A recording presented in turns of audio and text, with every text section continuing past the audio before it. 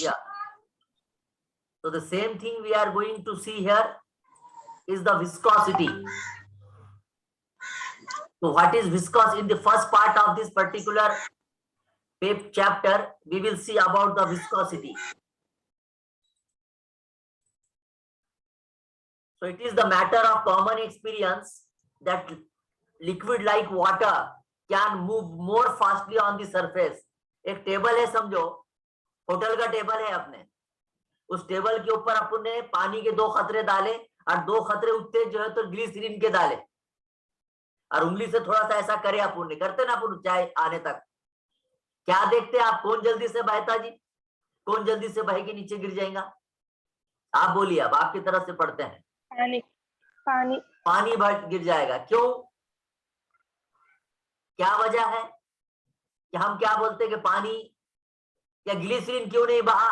तो आप ये बोलेंगे कि ग्लिसरीन गाढ़ा है। Am I correct? यस।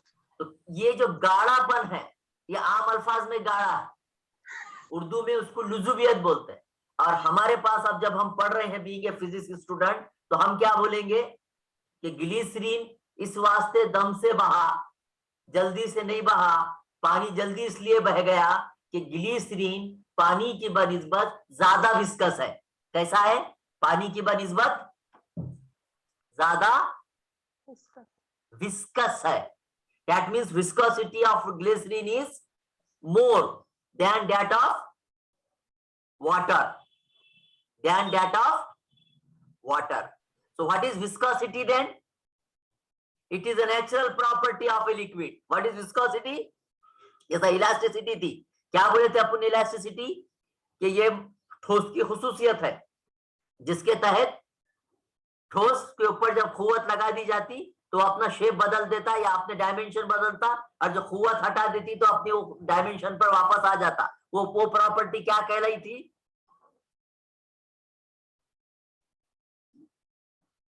बोलिए ना प्लीज, अनम्यूट होकर बोलिएगा ना। इलास्टिसिटी। इलास्टिसिटी। अब यहाँ पर जैसे वो सॉलिड की प्रॉपर्टी थी, वैसे ये किसकी प्रॉपर्टी है? ये लिक्विड की। क्या होगा इसमें लिक्विड में? विस्कोसिटी। हाँ, तो विस्कोसिटी की डेफिनेशन तारीफ सुन लीजिए। Viscosity is the natural property of liquid as well as gas. Gas में भी रहती लिक्विड विस्कोसिटी। क्या होता है इस प्रॉपर्टी के तहत? With this property the further flow of a liquid is step down और स्लो डाउन, यानी कि इसके वजह से लिक्विड आगे बहने की उसकी स्पीड कैसी हो जाती?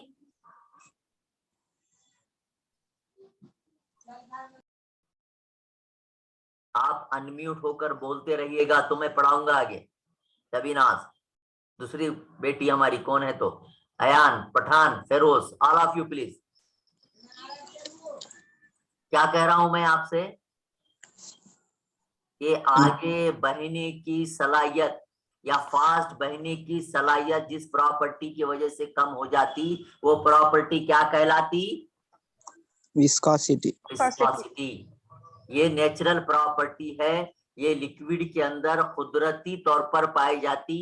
अब किसकी विस्कोसिटी कम रहेंगी, किसकी विस्कोसिटी ज्यादा रहेंगी, ये बात दिगर है। ये डिपेंड करता हो कि वो कंटेंट किसके है। मिसाल के तौर पर लिक्विड, पानी भी लिक्विड है, ग्लिसरीन भी लिक्विड है, लेकिन क्या वजह है कि पानी तेजी से बह जाता और ग्लिसरीन दम से बहता?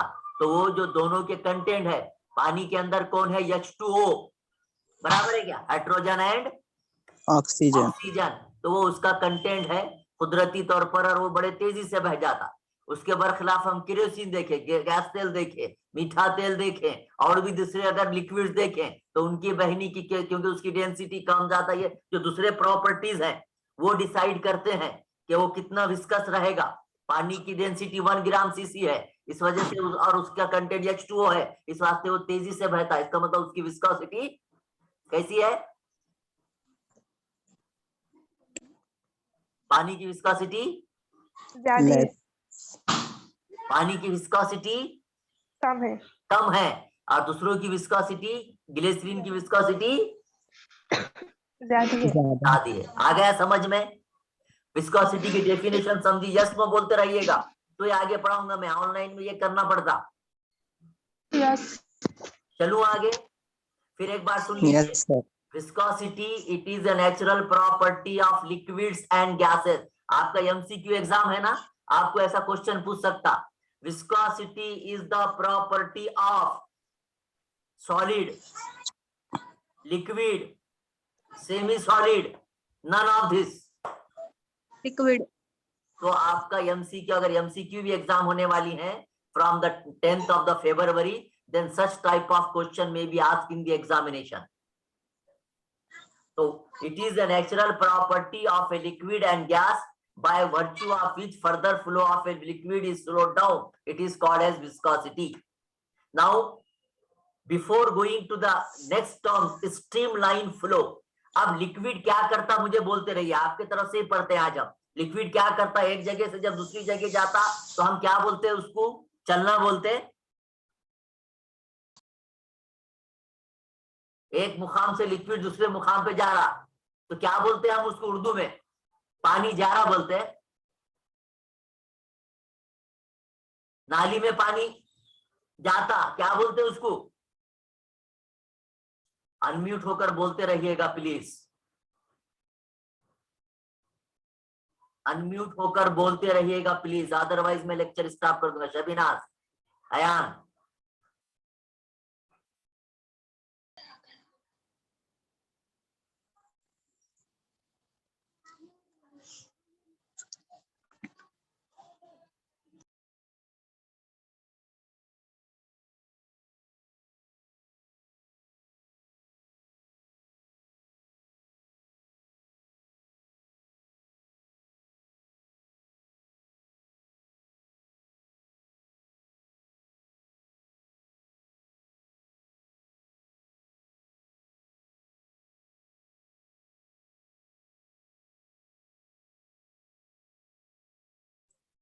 Are you getting me please? Yes. मैं क्या कह रहा था आपसे? विस्कोसिटी की डेफिनेशन समझ में आ गई आपको? Yes, sir. तो क्या डेफिनेशन है विस्कोसिटी की? Viscosity is the natural property of a liquid by virtue of which further flow of a liquid is slowed down. It is called as viscosity. मैं आपसे क्वेश्चन पूछ रहा था जब कनेक्टिविटी प्रॉब्लम था कि जब कोई लिक्विड एक जगह से दूसरी जगह जाता तो हम कौन सी टर्म इस्तेमाल करते हैं उर्दू में? बोलिएगा मुझे, क्या बोलते हैं? पानी जा रहा बोलते हैं, हरकत कर रहा बोलते हैं, पानी बहना. बहना। तो जब कोई माए बहता है तो वो बहते वक्त समझो थोड़ी देर के लिए, जब it is moving on the solid surface, let us consider, can you see my screen please all of you? Yes. Yes, sir. हाँ, तो ये मेरा कर्सर देखिए, ये जो दिख रहा ना मेरा कर्सर जिसके ऊपर ऐसे लाइन है, फर्ज कीजिए कि ये सॉलिड सरफेस है, यानी टेबल है थोड़ी देर के लिए ऐसा, ठीक है? और ये टेबल के ऊपर से पानी बह रहा या कोई माए बह रहा, तो बहते वक्त कैसा बहता आपको बता रहे कि when the liquid it is flowing on a solid surface and at the time of flowing it is divided into large number of equidistant parallel layers. कैसा बहता पानी? जब ऐसा हॉरिजॉन्टल जब बहता ना माए, तो कैसा बहता? वो टाइम में डिवाइड हो जाता लेयर्स में, जिसको अपन आम अल्फाज में थर बोलेंगे। तो when the liquid is flowing from one point to the another point, type है on the solid horizontal surface, या लंबी ऐसा टेबल पे से जा रहा समझो, तो बहते वक्त उन्हें काय में डिवाइड हो जाता? It is divided into large number of equidistant parallel layers, isn't it? Yes. अच्छा, मुझे ये बताइए कि कितने लेयर्स फॉर्म होंगे, इसका इन्हिसार किसके ऊपर रहेगा? 2 लेयर होंगे, 4 लेयर होंगे, 5 लेयर होंगे, या n नंबर ऑफ लेयर्स होंगे? It will depends on which factor? Amount of substance, sir.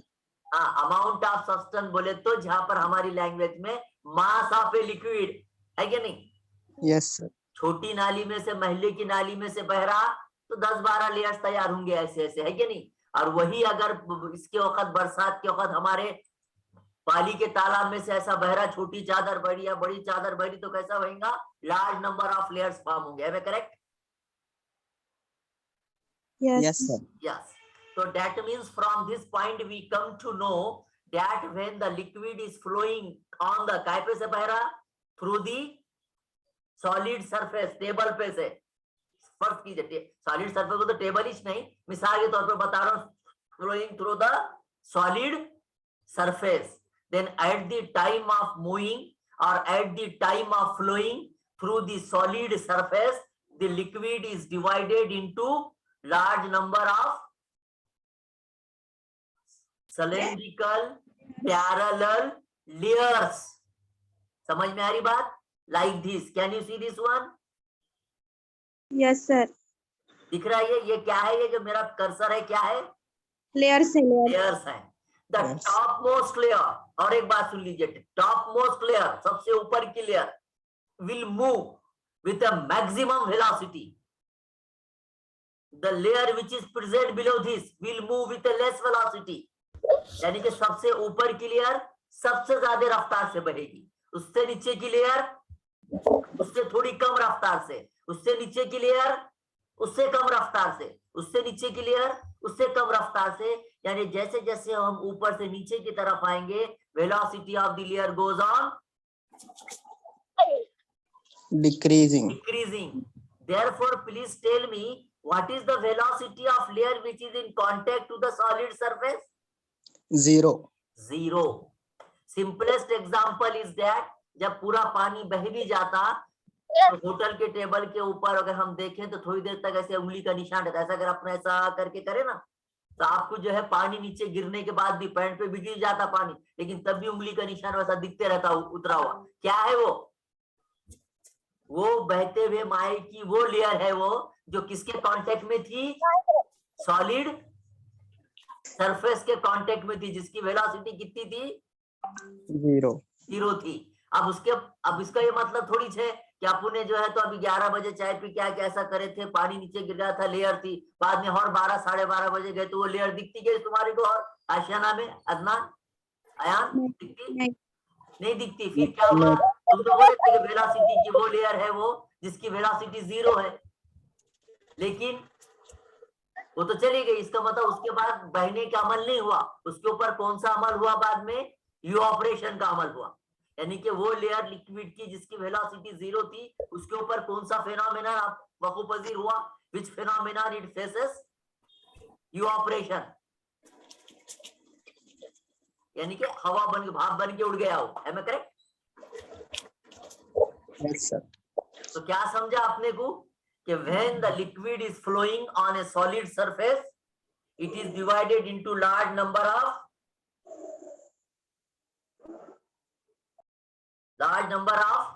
क्या? cylindrical parallel layers। बराबर है क्या? Yes, sir. Yes. Each layer is, अच्छा ये लेयर किसकी है जी? ये पहली लेयर बोला ना मैं, ये पहली लेयर है, ये दूसरी लेयर है। अच्छा ये लेयर भी किसकी है? लिक्विड की है। Liquid. अच्छा हर लेयर में लार्ज नंबर ऑफ मॉलिक्यूल्स हैं, क्योंकि हर जिस्म किसका बना हुआ रहता है? बोलते हैं लार्ज नंबर ऑफ मॉलिक्यूल्स का। तो ये पहली लिक्विड की लेयर, इसमें भी मिलियंस ऑफ मॉलिक्यूल। दूसरी लिक्विड की लेयर, उसमें भी large number of molecules. That each layer of a liquid is made up of large number of millions of molecules, and all molecules in the layer move with the velocity of layer. अब मुझे आवाज mute कर दीजिएगा please. Camera जिस तरह आपका of है उसी तरह आवाज भी म्यूट कर दीजिएगा please.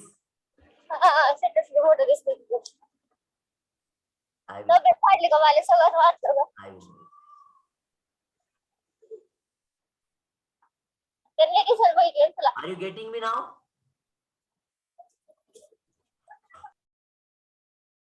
Are you getting me please? मेरी आवाज आ रही बेटा? Ayan Yes, sir. चलिए, तो मैं क्या कह रहा था कि हर लेयर में कितने मॉलिक्यूल्स है? लार्ज नंबर ऑफ मॉलिक्यूल्स है। अच्छा, इसकी वेलोसिटी, सबसे ऊपर की वेलोसिटी कितनी है? सबसे ज्यादा, बराबर है। The top most layer move with a maximum velocity v plus dv. The layer which is present below this one will move with a less velocity v. उससे नीचे की लेयर उससे कम वेलोसिटी से v minus dv. उससे नीचे की layer उससे कम velocity से, जैसे जैसे हम ऊपर से नीचे आएंगे वेलोसिटी कम कम कम होती जाएंगी, बराबर है। चलिए, अब आप अनम्यूट होइए जिनके पास आवाजें नहीं है पीछे। अयान, शबीना, तमाम जिनके पास पीछे आवाजें नहीं है वो अनम्यूट होके मुझे जवाब दीजिए। बराबर बोल रहा हूँ? Yes, sir. जी सर। तो सबसे नीचे वाले की रफ्तार सबसे Come.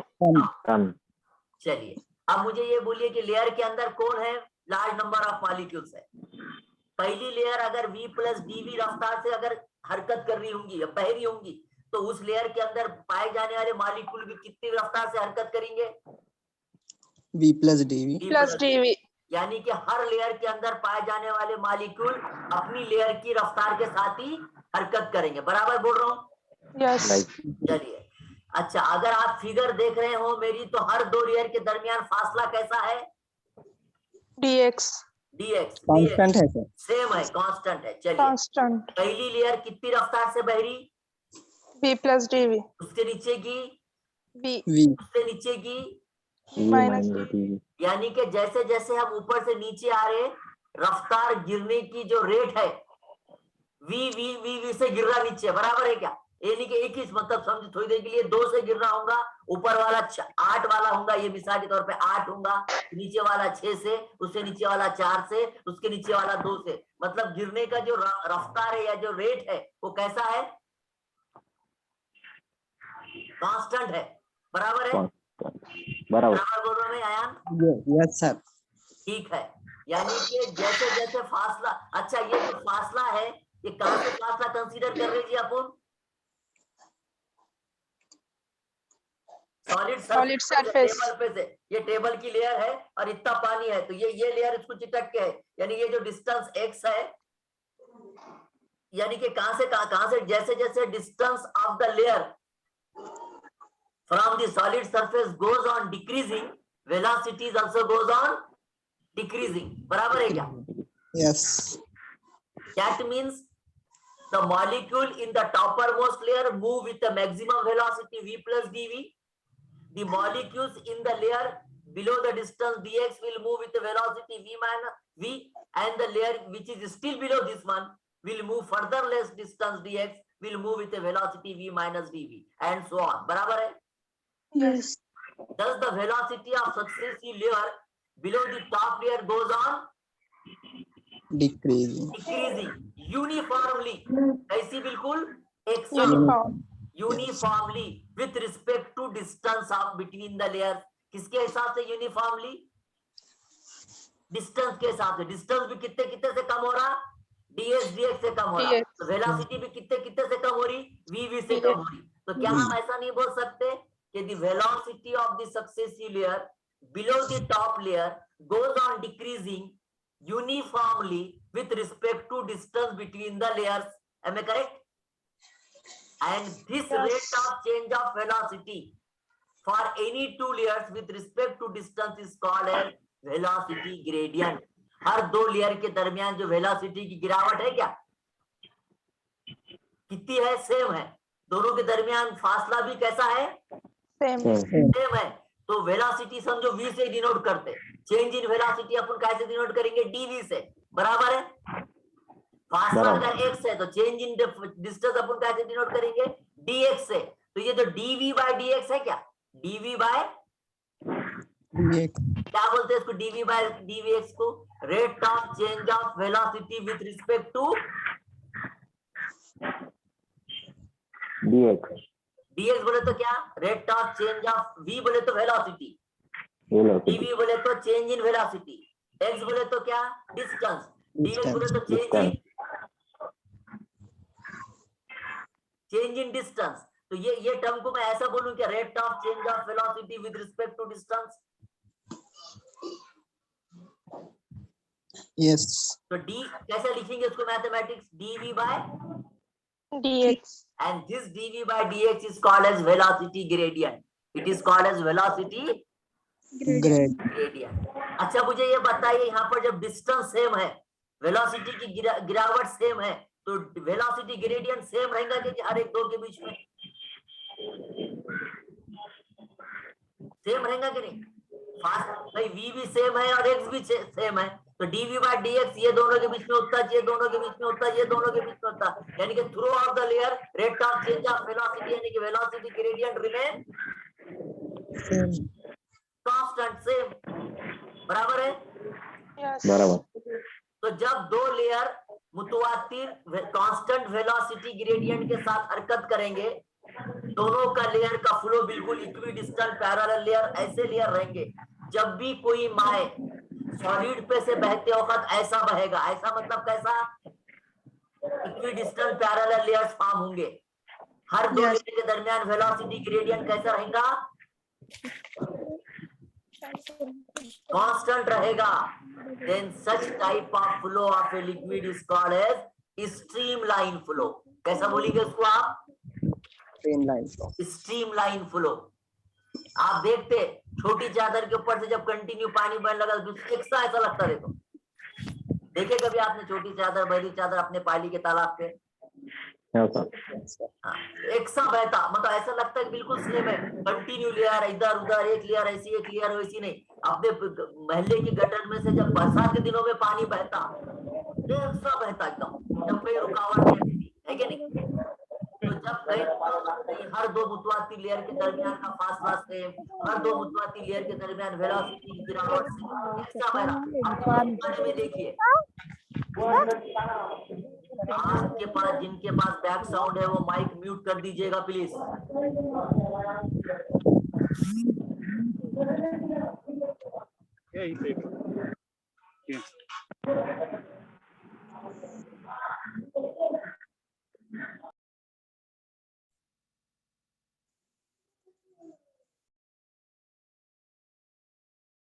आ रही है मेरी आवाज? Yes, sir. Yes. कोई एक ही बोलिए, जिनके पास बैक साउंड है वो मत बोलिएगा। अयान के पास बैक साउंड नहीं है उन्होंने बोलो, नास के पास अगर बैक साउंड नहीं है तो उन्होंने बोलो, जिनके पास बैक साउंड है वो बातें मत करो। अननेसेसरी लेक्चर रिकॉर्ड हो रहा है, यूट्यूब पर जाने वाला है, इसका ख्याल रखिएगा प्लीज।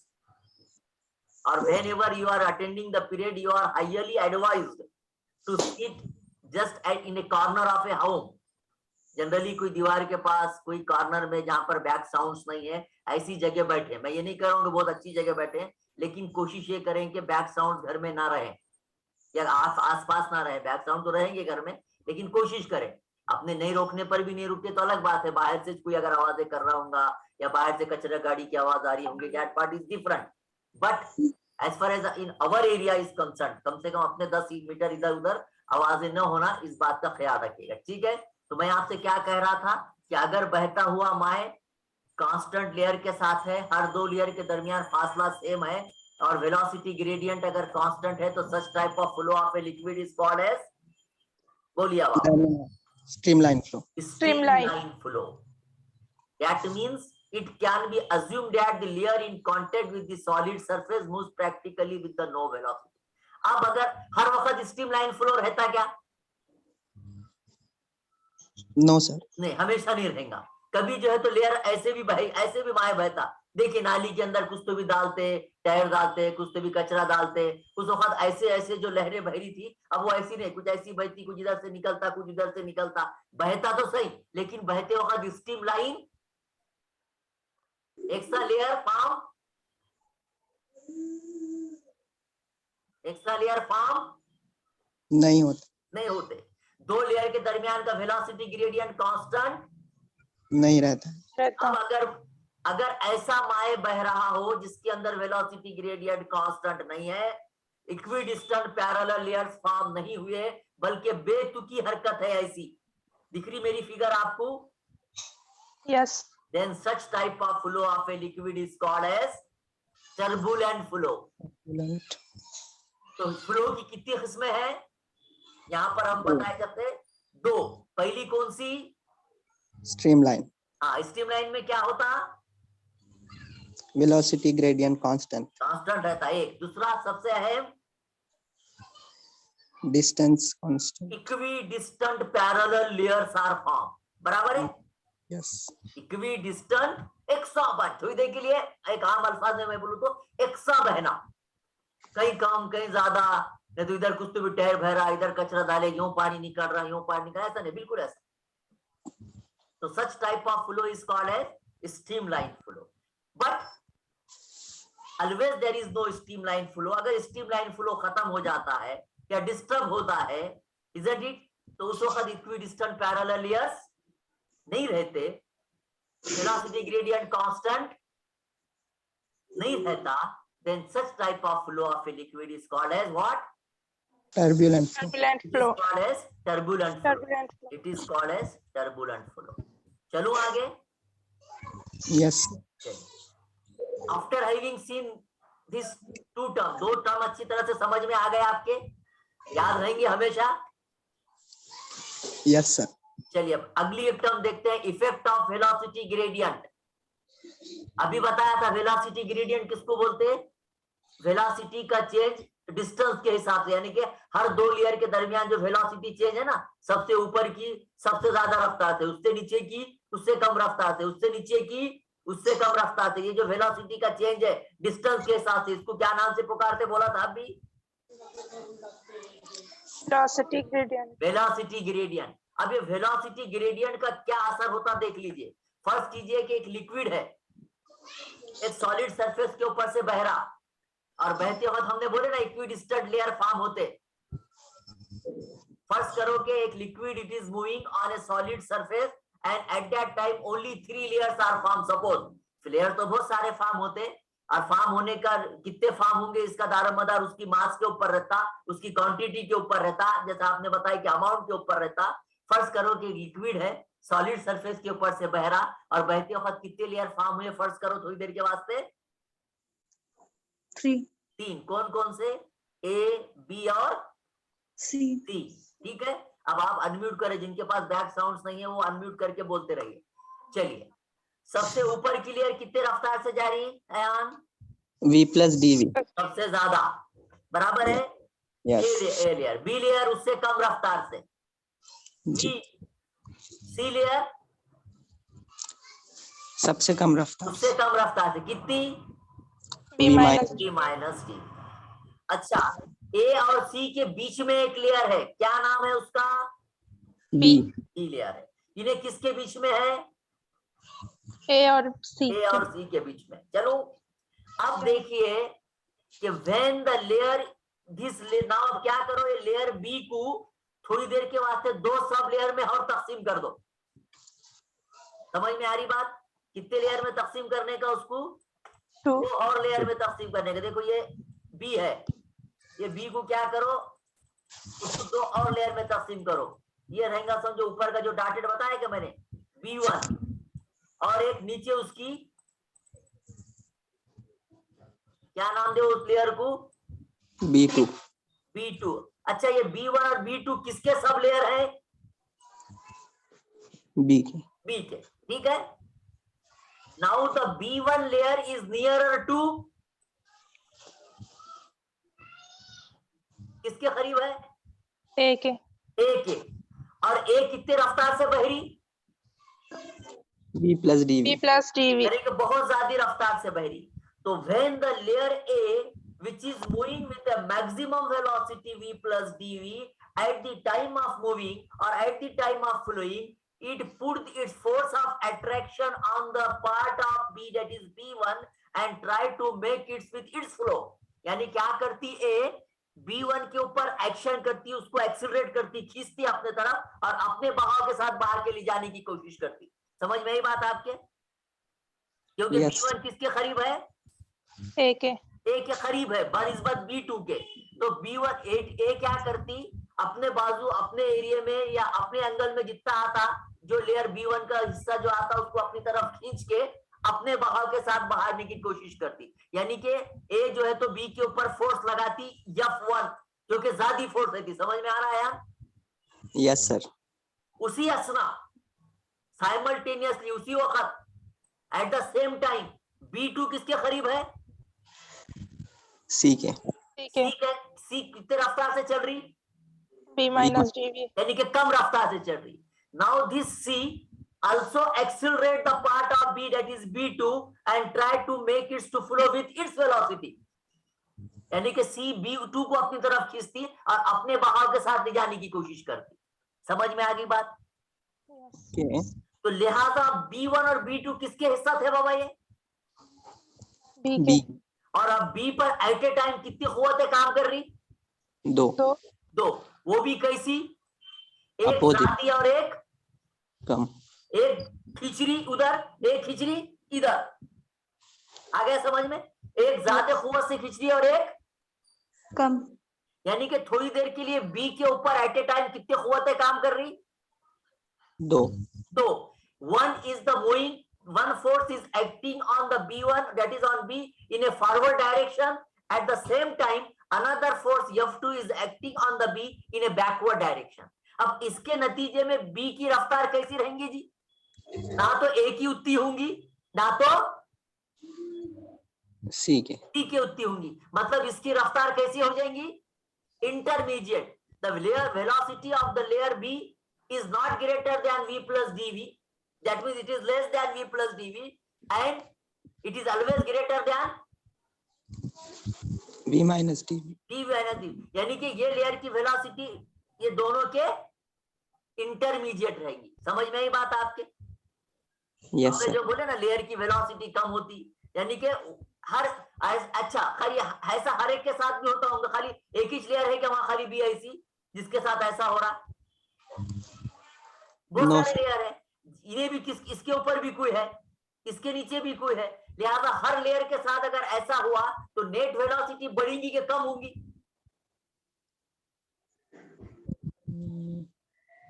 यहाँ क्या हुआ? बी के साथ वेलोसिटी इसकी कम हो गई कि नहीं? ये दम से बहने लगा कि नहीं? Yes. Yes sir. Layer B दम से बही कि नहीं? Yes sir. किसके वजह से?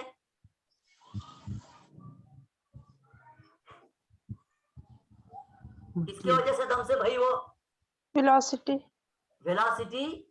ग्रेडियंट की वजह से। यानी ऊपर वाली ने जोर से बही, नीचे वाले ने कम से बही, ऐसे नतीजे में उन्हें उसकी रफ्तार में कमी हो गई।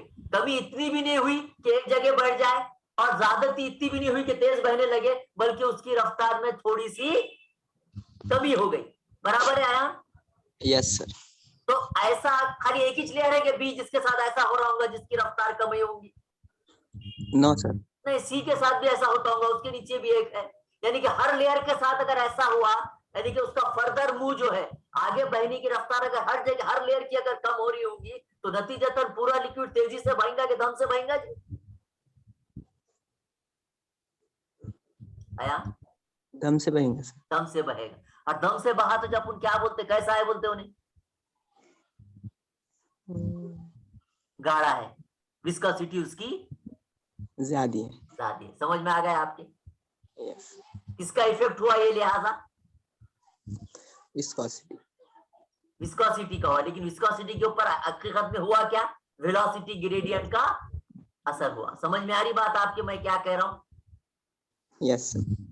So the effect of the velocity gradient on the layer moving is that as the layer goes on decreasing or increasing from the top to bottom, then velocity of each layer goes on decreasing, and as a layer the velocity is decreases, and a further move of a liquid is step down, and this step down, yeah, this decrease in the velocity of the layer is called as what?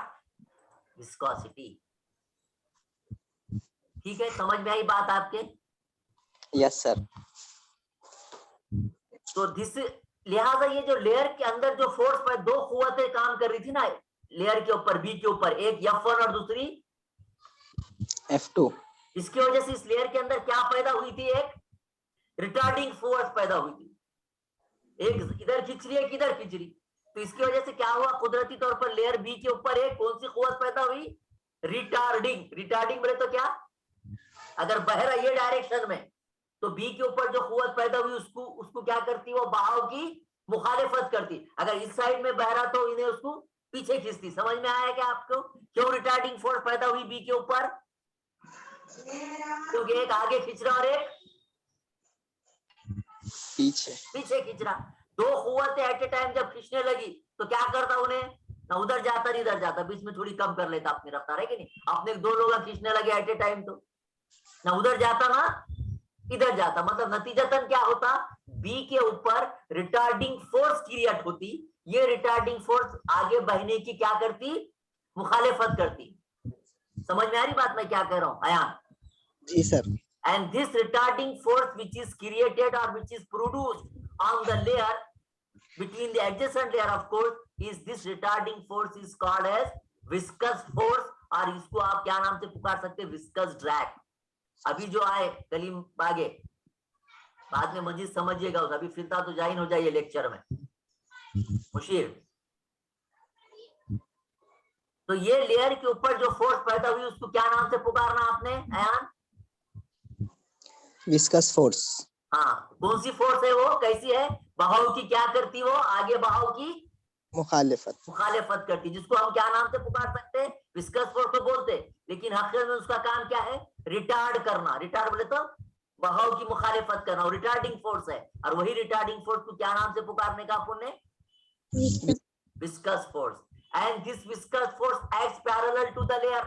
किसके कहां पे पैदा हुई थी ये viscous force? B में। और B कौन था? बी कौन था? लेयर है ना वो। Yes. यानी कि this viscous force acts parallel to the layer and it is evenly distributed on its area and its shearing force is stress that is just like elasticity. अब ये ऐसी स्टडी बहुत सारे लिक्विड के साथ कौन की? न्यूटन ने किया। किसके साथ किया?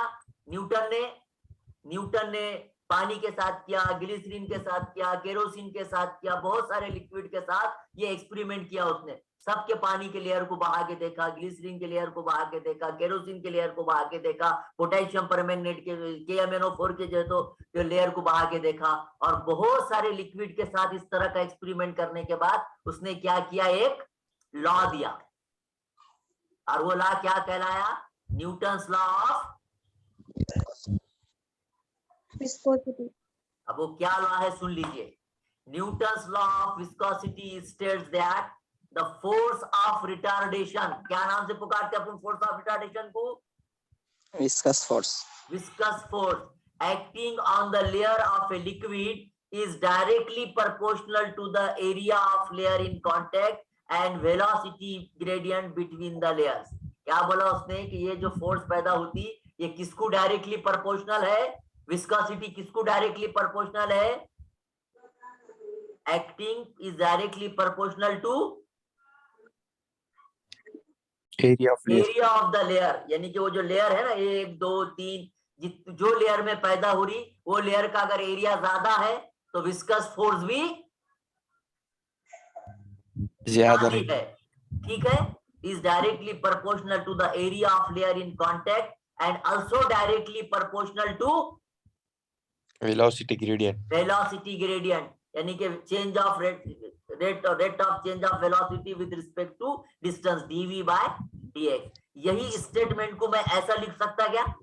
अगर फोर्स ऑफ रिटार्डेशन F से डिनोट करूं, A अगर एरिया में कैपिटल A से डिनोट करूं, वेलोसिटी ग्रेडियंट तो कैसे डिनोट करते हैं? जब बीच बोले dv by dx। तो ऐसा लिख सकता कि इस ऊपर का जो टेक्स्ट है या जो लॉ है और अल्फाज में है, मैथमेटिकली ऐसा लिखूं उसको F proportional to A proportional to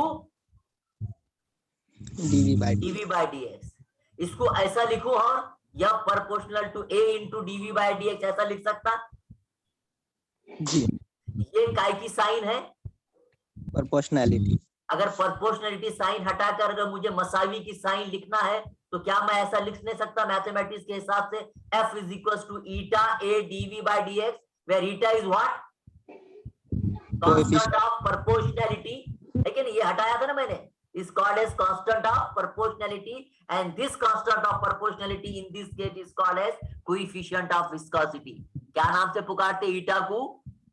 Coefficient of viscosity। समझ में आई ये रिएक्शन आपको? ये mathematical equation please girls section Yes, sir. अच्छा मुझे ये बोलिए, मैंने यहाँ माइनस साइन क्यों लिया जी? यहाँ तो कहीं थी नहीं माइनस साइन, क्यों लिया Force होगा मैंने माइनस साइन? retarding force है। रिटार्डिंग फोर्स है, यानी कि फोर्स जो है बहाव की आगे की तरफ है, और ये विस्कस फोर्स कैसी फोर्स है? बहाव की Opposite. अपोजिट है, बहाव की मुखालिफत करने वाली फोर्स है, रिटार्डिंग फोर्स है। इसलिए एफ के is equal to minus eta A d v by d x. This is the required expression for the viscous force और for the viscosity force, where F is the viscous force, eta coefficient of viscosity, A is area of layer, and dV by dx is velocity gradient. इस equation number A से मुझे वहां पर ईटा की expression चाहिए, coefficient of viscosity की। जरा निकाल कर बताइए, नोटबुक पर लिखिए प्लीज। ईटा की expression, eta is equal to क्या? अगर आप बाजू में कागज पेन लेकर बैठिएगा कल से, ईटा इज इक्वल टू क्या आयान? एफ अपॉन, ये इधर आ जाएगा ना ये? Yes, F by A हाँ, into into dx by dv. Dv by dx by dv का इक्वल। अच्छा उधर से ले गए तो नहीं तो डीवी बाय डीएक्स सीधा सीधा Yes. Like this. Am I correct? Yes, sir. What is this eta? Coefficient of viscosity. अच्छा फिर अब यहाँ से इस फार्मूले नंबर 2 के हिसाब से अगर मुझे कोएफिशिएंट ऑफ विस्कोसिटी की डेफिनेशन बोलिए, ये फार्मूले को सामने रखते हुए। Coefficient of viscosity of a liquid is क्या? Retarding force per unit area. Yes, coefficient of viscosity is retarding force per unit area of the layer in contact and per unit Velocity gradient. velocity gradient. This is the required expression for the coefficient of इसका experiment भी हमको करना था, देखेंगे इंशाल्लाह हालात ठीक होने के बाद पॉइजोलिस मेथड का करेंगे। तो ईटा याद रखिए, ईटा क्या डिनोट करता है इस चैप्टर में? Coefficient of velocity. Coefficient, velocity नहीं, Viscosity. viscosity, isn't it? It is coefficient of viscosity and its unit is poise. इसकी यूनिट क्या रहती? Poise. चल में अगर यूनिट देखे तो फोर्स की यूनिट डिवाइडेड बाय एरिया की यूनिट, तरफ वेलोसिटी ग्रेडियंट की यूनिट, यानी कि होता है सेंटीमीटर पर सेकंड पर सेंटीमीटर, यानी कि इसकी पूरी अगर काय में सीजीएस यूनिट में देखे तो, लेकिन इसकी एक्चुअल में यूनिट जो ली जाती है वो कितनी ली जाती? Poised, POISE. Hence one poise produces retarding force of 1 dyne per square centimeter of the area. उसके डायमेंशन भी देख लीजिए, ML -1 T -1। ये पूछ सकता कि dimension of the coefficient of viscosity is, ये समझता ना आपको? डायमेंशन पढ़े आपने कभी 11th 12th में? Yes, sir. ये MLT फंडामेंटल्स है फिजिकल क्वांटिटी के। M बोले तो क्या जी बोलिए? Mass. या L बोले तो Length. लेंथ, और T बोले तो टाइम। तो ये याद रखिए, कोएफिशिएंट ऑफ विस्कोसिटी के डायमेंशंस ऐसे निकाले गए। अब कितना आया हो? M के ऊपर कोई साइन नहीं, यानी कि M0, L रेस टू -1 और T रेस टू -1. ये आपको MCQ का क्वेश्चन हो सकता। Dimension of coefficient of viscosity is M0 L0 T0, M T L raised to -1 T raised to -1, M raised to 1 T L raised to -1 T raised to -1, और M raised to -1 +1 L raised to +1 T +1। तो याद रखिएगा कि coefficient of viscosity के dimensions क्या है? M L raised to -1 और T raised to -1। ये याद रखना पड़ेंगे आपको, क्योंकि ये MCQ का हिस्सा हो सकते हैं। आगे बात समझ में? Yes, sir. तो विस्कोसिटी क्या है? ये नेचुरल प्रॉपर्टी है किसकी बाबा? सॉलिड की, Liquids. लिक्विड की। क्या होता है जिसके तहत by virtue of which retarding force is produced on the layer which opposes the further motion of the liquid, it is called as the viscosity. Streamline flow किसको बोलते बोला था? अभी और एक बार बता देता हूँ। सॉलिड के ऊपर से बहते वक्त अगर ऐसे लेयर फॉर्म हो रहे होंगे, कैसे लेयर, कौन से लेयर बोलना है इसको? इक्विडिस्टेंट पैरेलल लेयर्स, यानी कि हर दो लेयर के दरमियान का फासला कैसा रहना? Same same. हर दो लेयर के दरमियान वेलोसिटी ग्रेडियंट कैसा रहना? Same Same, constant. Then such type of flow of a liquid is called as? Streamline अच्छा, ये जो ऊपर का जो मैंने आपको बताया, ये फ्लो कहाँ पे था, किसके ऊपर था? हॉरिजॉन्टल लेयर पे, टेबल के जैसा अपना टेबल के ऊपर है क्या नहीं? जी लेकिन सर हमेशा टेबल के ऊपर से, हॉरिजॉन्टल सरफेस के ऊपर से बहता क्या पानी या लिक्विड? कभी पाइप में से बहता, पाइप रहता है क्या अपना पानी का? सामने का कैसा रहता है, उसका रहता क्या ऐसा? Yes. तो जब किसी पाइप में से, सुन लीजिए केयरफुली, फिर जिसके पास आवाजें आ रही हो अपना मोबाइल, अपना बाइक जो है तो म्यूट कर लें, माइक, जिनके पास आवाजें हैं। मैं आपको क्या बोल रहा कि स्ट्रीम लाइन कहां पर है? ये स्ट्रीम लाइन जो मैंने बताया, किसके लिए बताया? कौन से सतह पे पानी फ्लो हो रहा है या लिक्विड फ्लो हो रहा? हॉरिजॉन्टल। अब हमेशा हॉरिजॉन्टल पे छूंगा क्या? नहीं सर। कभी कभी काय में से होऊंगा, सर्कुलर पाइप में से भी होऊंगा ना। तो उस वक्त जो लेयर फॉर्म होंगे वो ऐसे रहेंगे क्या? नहीं रिंग, ऐसे रहेंगे लेयर। कैसे? सर्कुलर। सर्कुलर रिंग्स रहेंगे। ये एकदम पहली लेयर है जिसका रेडियस कम, उसके बाद की लेयर का रेडियस उससे ज्यादा, उसकी बाद की लेयर का रेडियस उससे ज्यादा, उसके बाद की लेयर का रेडियस उससे ज्यादा। ऐसे रिंग्स अगर फॉर्म होते होंगे, that means when the liquid is flowing through a circular tube or pipe of radius r, and through this tube at the time of motion, liquid is divided into equidistant circular layers or equidistant concentric layers with increasing radius. कैसा radius है? Increasing. अच्छा मुझे यहाँ बताओ, ये जो पहला, मेरा कर्सर दिख रहा बेटा आपको स्क्रीन पर? जी सर। ये जो पहला लेयर है, इसकी रफ्तार सबसे ज्यादा, उससे कम रफ्तार इसकी, उससे कम रफ्तार इसकी, और जो बिल्कुल उसके पाइप के मुंह को चिटक के उसकी रफ्तार जीरो। तो ऐसे अगर speed of the concentric layer goes on decreasing at the constant velocity gradient, and finally you found that the layer in contact with the solid surface of the tube is practically zero, then such flow of a liquid through a tube is called as streamline flow. Streamline flow. समझ में आ गया आपको? Solid surface पे से भी, horizontal surface पे भी बहते वक्त ऐसी कॉन्सेंट्रिक लेयर, लेकिन वो ऐसे, और ट्यूब में से बहते वक्त लेयर कैसे? ऐसे। तो ये भी स्ट्रीमलाइन फ्लो है और ये भी स्ट्रीमलाइन। अब ये जो है तो हमेशा पाइप में से स्ट्रीमलाइन फ्लो आएगा कि अपन देखते मोटर का पानी कभी जो है तो झटके मारता है कि नहीं, कभी ज्यादा आता कभी कम निकलता, कुछ तो भी अपन करते, पाइप को फूकते, बराबर लाते हैं क्या नहीं? तो हमेशा स्ट्रीमलाइन रहता क्या? वो नहीं रहता सर। नहीं रहता। इवन अगर बाद वक्त अगर प्रेशर भी बढ़ गया तो फिर इस पाइप में से बहता हुआ पानी स्ट्रीमलाइन नहीं रहता। जब अगर स्ट्रीमलाइन खत्म हो गया, उसका स्टीमनेस खत्म हो गया, तो उस वक्त के फ्लो को हम क्या बोलेंगे? Turbulent flow.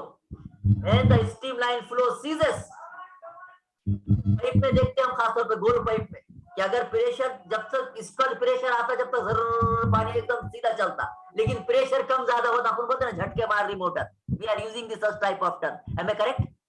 यस। तो उस वक्त पानी का बहाव एक साथ ट्यूब में से नहीं रहता, तो उस वक्त के फ्लो को हम कौन सा नाम देंगे? टर्बुलेंट। तो क्या समझ में आई बात यहाँ से कि किसी पाइप में से जिसका रेडियस r है, स्ट्रीमलाइन फ्लो हमेशा रहता क्या? नहीं रहता सर। एक हद तक रहता, यानी कि उसके अंदर से बहने वाले माई की रफ्तार अगर एक हद तक रही तो स्ट्रीमलाइन रहता। If the velocity of a layer flowing through the circular tube of the radius r is remaining within the streamline flow up to the certain value of its pressure, up to the certain value of velocity of the layer, if the velocity of the layer is increases beyond a certain limit, then flow of a liquid through that particular tube does not remain streamline, the streamline flow ceases and flow now become कौन सा? Turbulent.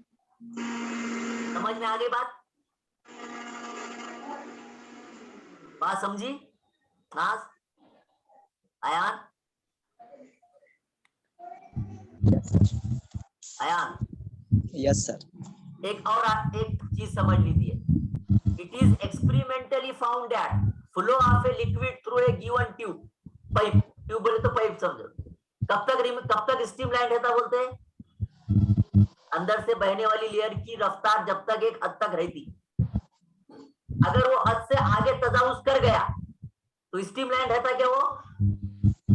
No.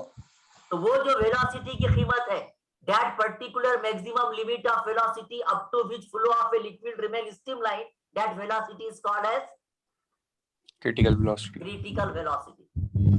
अब क्या करा एस्बॉर्न Reynold नाम इस scientist ने अलग अलग रेडियस के ट्यूब लिए, कहता ना 1 इंची 2 इंची ट्यूब सुने होंगे, पाइप लगाते हम 1 इंची 2 इंची 1.5 इंची, है क्या नहीं? तो अलग अलग सब 1 इंची 2 इंची क्या है, ये सब रेडियस है क्या नहीं?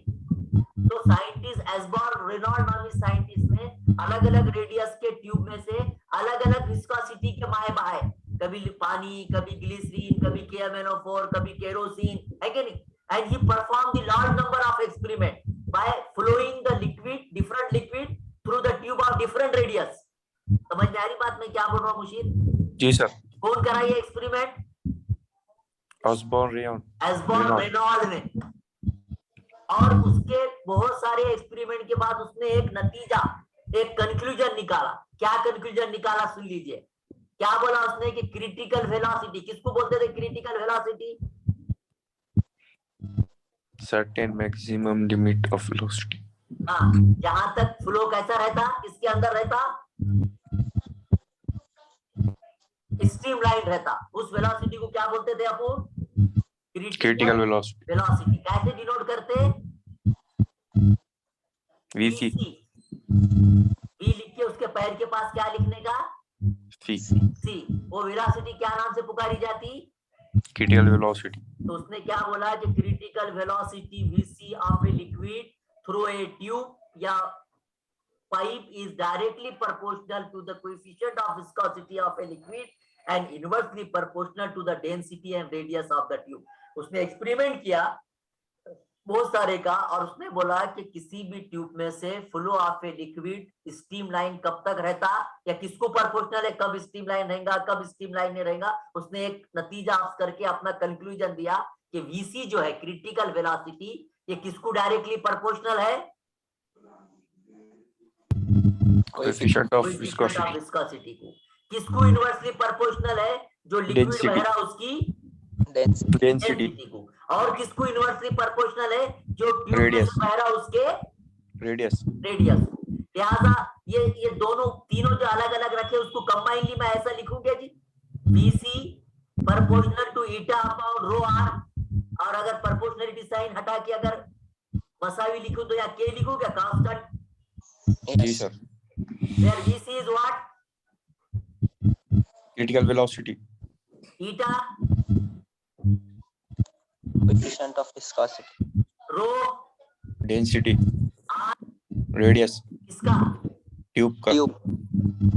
रो किसकी density? Density of liquid. Yes. And what is K?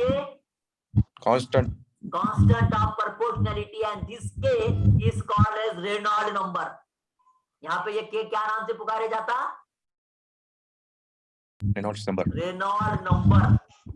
अच्छा मुझे ये बोलिए यहाँ से K के लिए क्या एक्सप्रेशन आएंगी जी? फिर K इज इक्वल टू क्या?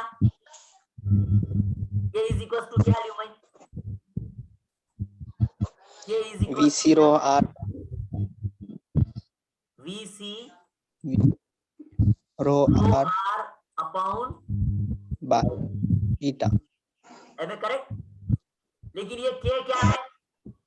कांस्टेंट कांस्टेंट है। क्या नाम से पुकारा जाता? Reynolds number. Reynold number. अच्छा मुझे आप ये बताइए आगे जाने से पहले ये K की जो है तो यूनिट क्या रहना जी?